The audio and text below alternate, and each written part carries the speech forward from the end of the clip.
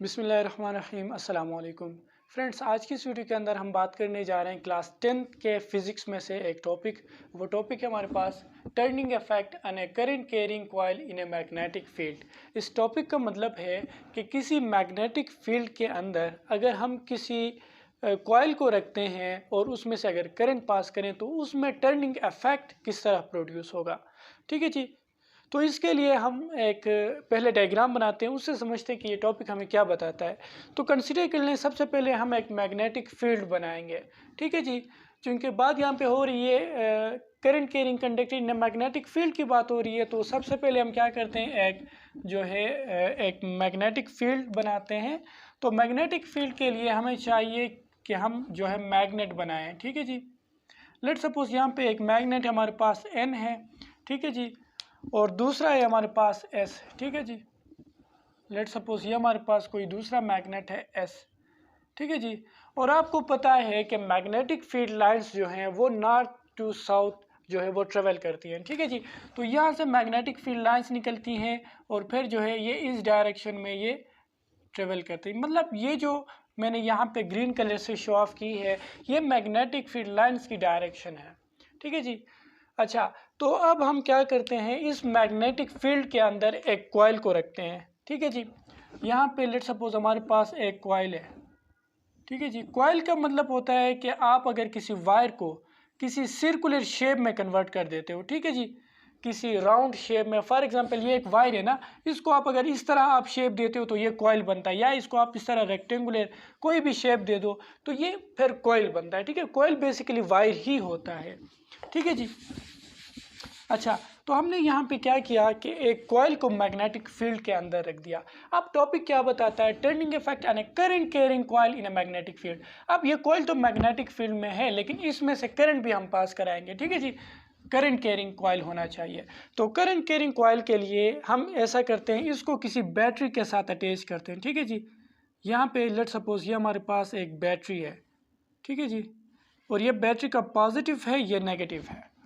अब क्या होगा, इसमें से करंट फ्लो करने लग जाएगा इस कॉइल में से। यहाँ से इस तरह ये current positive to negative flow करता है ना, तो मतलब ये यहाँ से होते हुए इस डायरेक्शन में ये करंट फ्लो करेगा, और यहाँ से ये करंट इस तरह, और यहाँ से फिर ये वापस आते हुए ये यहाँ से ये इस तरह आते हुए ये वापस ये करंट रिटर्न होगा। मतलब पॉजिटिव से निकलेगा और ये नेगेटिव तक आ जाएगा ये करंट। अच्छा, अब यहाँ पे बात यह है कि जिस तरह टॉपिक बताता है कि एक मैग्नेटिक फील्ड के अंदर हम किसी कॉइल को रखें और उस पे हम जो है उसको करंट दे दें, तो फिर इसमें टर्निंग इफेक्ट प्रोड्यूस होता है। मतलब जो है ये जिस तरह आपने टार्क पढ़ा है, टर्निंग इफेक्ट को हम टार्क बोलते हैं। तो टार्क क्या करता है, बेसिकली रोटेट करता है। तो यहाँ पे भी ये होगा कि ये जो कॉइल मैग्नेटिक फील्ड में रखा है, इसमें से करंट पास करने के बाद ये रोटेट करना स्टार्ट कर देगा। अब ये रोटेशन की डायरेक्शन क्या होगी, इन पे बात करते हैं। तो सबसे पहले मैं आपको बता दूं कि प्रीवियस वीडियो के अंदर हमने जो है बात की थी force on A current carrying wire in a magnetic field. हमने वहाँ पे बात की थी कि जब किसी मैग्नेटिक फील्ड के अंदर, लेट सपोज ये हमारे पास कोई मैग्नेटिक फील्ड है, ये N और ये S। ठीक है जी। इसमें ये मैग्नेटिक फील्ड लाइन से, ठीक है जी। अब इसमें कोई आप एक सिंगल वायर रख देते हो। ठीक है जी। फॉर एग्जांपल इस तरह का वायर जिसमें से करंट डाउनवर्ड फ्लो करता है। ठीक है जी। तो फिर इसमें फोर्स अप्लाई होगा, ये हम प्रीवियस वीडियो के अंदर पढ़ चुके हैं। अब यहाँ पे सिंगल वायर पे फोर्स अप्लाई होता है, तो इसी तरह यहाँ पे हमारे पास 4 वायर्स हैं। एक हमारे पास ये वाला वायर है, दूसरा ये है, तीसरा यहाँ पे, चौथा यहाँ पे। क्योंकि ये एक रेक्टेंगुलर शेप है तो यहाँ पे हमारे पास 4 वायर्स बनते हैं। तो प्रीवियस वीडियो में हमने एक सिंगल वायर की बात की थी, तो वहाँ पे जब हम फोर्स की बात कर रहे थे तो हमारे पास एक इक्वेशन आया था। वो इक्वेशन हमें ये बताता है कि ये जो मैग्नेटिक फोर्स एक सिंगल वायर पे एक्ट करता है, ये किसके बराबर होता है, ये बराबर होता है I B L and then sine theta. ठीक है जी। इन 4 फैक्टर्स के प्रोडक्ट के बराबर होता है, जिसमें I जो है ये इस वायर में करंट को शो ऑफ करता है, करंट की मैग्नीट्यूड को। B का मतलब होता है कि ये मैग्नेटिक फील्ड लाइंस, मतलब मैग्नेटिक फील्ड स्ट्रेंथ कितना है। B का मतलब ये होता है। L का मतलब ये जो मैग्नेटिक फील्ड में ये वायर रखा गया है, इस वायर की लेंथ क्या है, L का मतलब लेंथ होता है। और साइन थीटा का मतलब होता है कि ये जो मैग्नेटिक फील्ड लाइन से इनके दरमियान और ये वायर के दरमियान एंगल कितना है। इस केस में से तो ये 90 डिग्री है, ठीक है जी। तो इस एंगल पे भी डिपेंड करता है, मतलब साइन थीटा पे, ठीक है जी। तो इन 4 फैक्टर्स को हमने मेंशन किया था और ये हमारे पास फोर्स आ गया था एक सिंगल वायर के लिए, ठीक है जी। तो यही फोर्स को हम यहाँ पे अप्लाई करेंगे कि एक अगर हमारे पास कोई मैग्नेटिक फील्ड में है तो फिर उसमें फोर्सेस क्या होंगे और उन फोर्सेस की वजह से टर्निंग इफेक्ट कैसे प्रोड्यूस होता है, ठीक है जी। तो यही चीज़ हम यहाँ पे डिस्कस करेंगे। अच्छा, तो कंसीडर कर लें कि यहाँ पे जो हमारे पास वायर है, इस वायर की लेंथ ए है, ठीक है जी, और इस वायर का लेंथ बी है, इस वायर का लेंथ सी है और यहाँ से यहाँ तक ये लेंथ डी है, ठीक है जी। कंसीडर कर ले, ये हमने लेंथ नाम दे दिया। अब यहाँ पे अगर आप देखें, अगर हम ये इस वायर में जिसमें से करंट अपवर्ड फ्लो कर रहा है, जिसका लेंथ ए है, इसमें अगर फोर्स फाइंड आउट करें तो हमारे पास किस तरह होगा, तो यहाँ पे मैं लिख देता हूँ फोर्स ऑन ए, ठीक है जी, फोर्स ऑन ए ये किसके बराबर होगा, ये बराबर होगा आई बी, एल की जगह पे हमारे पास क्या है, यहाँ पे ए है, तो मैं लिख देता हूँ आई बी ए साइन थीटा, ठीक है जी। और यहाँ पे आपको पता है ये करंट अपवर्ड फ्लो कर रहा है और मैग्नेटिक फील्ड लाइन उस तरफ है, तो आपको पता है एंगल कितना बनता है 90 डिग्री। तो यहाँ पे मैं साइन थीटा की जगह पे क्या लिखूंगा, F A is equals to I B A sine 90, ठीक है जी, थीटा की वैल्यू 90 डिग्री।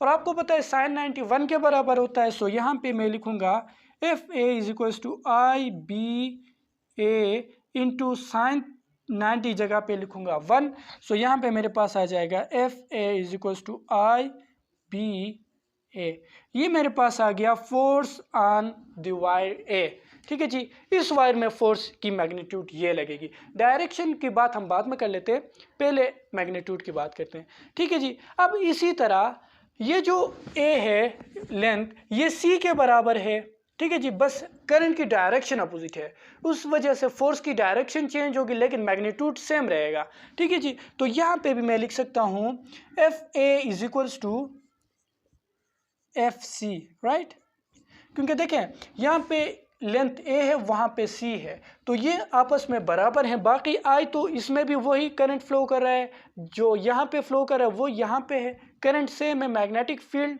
स्ट्रेंथ भी सेम है, तो बचा लेंथ दोनों का सेम है, तो मतलब ये दोनों फोर्सेस जो यहाँ पे लग रहा है और यहाँ पे लग रहा है ये दोनों सेम है, ठीक है जी। इसके बाद यहाँ पे मैं इसलिए लिख सकता हूँ एफ सी किसके बराबर होगा, ये भी होगा आई बी सी के बराबर होगा, ठीक है जी। और ये आपस में ये फोर्सेस बराबर है। बट अगर हम इसकी बात करें, फोर्स ऑन बी की बात करें, जो लेंथ बी और लेंथ डी हैं ये तो आपस में बराबर हैं, तो फोर्स ऑन बी की अगर मैं बात करूं तो ये हमारे पास बराबर होगा I B small B and then sine theta, ठीक है जी, साइन थीटा। अब यहाँ पे मैं अगर फोर्स फाइंड आउट करूँ तो मेरे पास आ जाएगा आई बी बी, और थीटा कितना है यहाँ पे, देखिए करंट भी उस डायरेक्शन में है, मैग्नेटिक फील्ड लाइंस भी उस डायरेक्शन में है, तो करंट और बी के दरमियान जो एंगल बनता है वो 0 डिग्री है, सो यहाँ पे मैं लिखूंगा आई बी बी साइन 0, ठीक है जी। और साइन 0 0 होता है, इसलिए यहाँ पे आप अगर 0 पुट करें तो यहाँ पे ये इसके साथ मल्टीप्लाई हो रहा है, तो force on B is equals to 0, ठीक है जी। और यही लेंथ यहाँ पे भी है और यहाँ पे भी एंगल कितना बन रहा है डी में, इस वायर में, इसमें भी 0 डिग्री एंगल बन रहा है, ठीक है जी। तो इसमें भी क्या होगा 0 फोर्स, सो यहाँ पे एफ बी भी 0 है और फिर एफ डी भी क्या है 0 है, ठीक है जी। मतलब इस वायर में भी करंट 0 है, सॉरी फोर्स, इस वायर में भी फोर्स 0 होगा, इस वायर में भी फोर्स 0 होगा, सिर्फ 2 वायर्स पे फोर्स लगते हैं और वो है हमारे पास एक ये ए और दूसरा हमारे पास सी, ठीक है जी। और इन दोनों का मैग्नीट्यूड भी हमने कहा सेम है, ठीक है जी। लेकिन बात यहाँ पे ये आती है, इनकी मैग्नीट्यूड तो सेम है बट यहाँ पे जो फोर्स की डायरेक्शन होती है वो जो है अपोजिट होती है। वो किस तरह अपोजिट होती है, देखें अगर आप Fleming left left hand rule का यूज़ करें, जिस तरह हमने प्रीवियस वीडियो में जो है मेंशन किया था, तो हमारे पास फ्लेमिंग लेफ़्ट हैंड रूल से इस मैग्नेटिक फोर्स की डायरेक्शन को डिटेक्ट कर सकते हैं।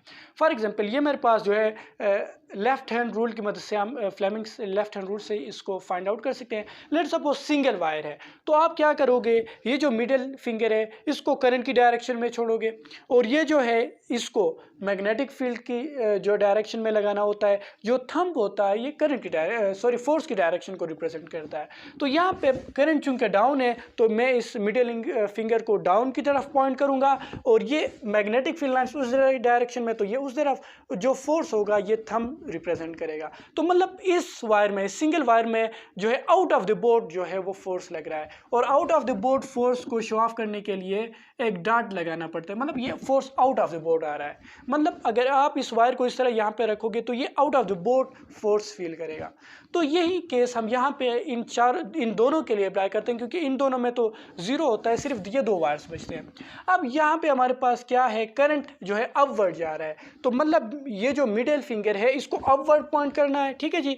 और मैग्नेटिक फील्ड लाइंस उस डायरेक्शन में है, तो ये जो है फोर फिंगर है ये उस डायरेक्शन में होगा, ठीक है जी। तो ये अपवर्ड, ये उस डायरेक्शन में, ये जो थंब है ये फोर्स की डायरेक्शन को रिप्रेजेंट करता है। तो इसका मतलब यहाँ पे ये जो थंब है ये फोर्स की डायरेक्शन को अगर रिप्रेजेंट करता है तो ये इनटू द बोर्ड लग रहा है, ठीक है जी। ये मतलब इनटू द बोर्ड लग रहा है, तो यहाँ पे फोर्स क्या होगी, इनटू द बोर्ड को जो है वो हम क्रॉस के निशान से जो है वो शो ऑफ करते हैं, मतलब यहाँ पे फोर्स इनटू द बोर्ड लग रहा है। और इस केस में आ जाए, इस वायर में चूंकि करंट की डायरेक्शन यहाँ पे अपवर्ड थी, यहाँ पे डाउनवर्ड आ रहा है, तो इसका मतलब यहाँ पे फोर्स की डायरेक्शन भी चेंज होगी। किस तरह, फ्लेमिंग लेफ्ट हैंड रूल से आप अगर करंट की डायरेक्शन नीचे आ रहा है, मैग्नेटिक फील्ड लाइंस उस तरफ है, तो ये thumb out of the board आ रहा है, ठीक है जी। ये आउट ऑफ द बोर्ड आ रहा है तो यहाँ पे मैं डॉट लगाऊंगा, ये फोर्स है, ठीक है जी। ये फोर्स ऑन ए, ये फोर्स ऑन सी। तो आप देख रहे हो ये इनटू द बोर्ड, ये आउट ऑफ द बोर्ड, ये दो तो जीरो हैं। तो आप यहाँ पे देख रहे हो इन दोनों की मैग्नीट्यूड भी सेम है। यहाँ पे फोर्सेस की जो एफ ए है ये एफ सी के बराबर है, बस डायरेक्शन अपोजिट है। मतलब ये इनटू द बोर्ड लग रहा है, ये आउट ऑफ द बोर्ड आ रहा है। तो आप यहाँ पे अगर जो है एक वो लगा ले, मतलब यहाँ पे कोई एक एक्सिस लगा ले जो है इस कॉइल के बीच में, तो ये कॉइल इस तरह फोर्स फील करेगा ना कि ये इनटू द बोर्ड, ये आउट ऑफ द बोर्ड, तो ये इस तरह रोटेट कर जाएगा, ठीक है जी। यहाँ से ये इस तरह रोटेट, क्योंकि ये एफ ए और एफ सी बराबर है लेकिन मैग्नीट्यूड इनका अपोजिट है, तो ये कपल बनाते हैं, ठीक है जी, कपल। और कपल टार्क प्रोड्यूस करता है, मतलब टर्निंग इफेक्ट जो हमने टॉपिक में पढ़ा है वो टार्क प्रोड्यूस करता है और फिर जो है यहाँ पे रोटेशन स्टार्ट होती है।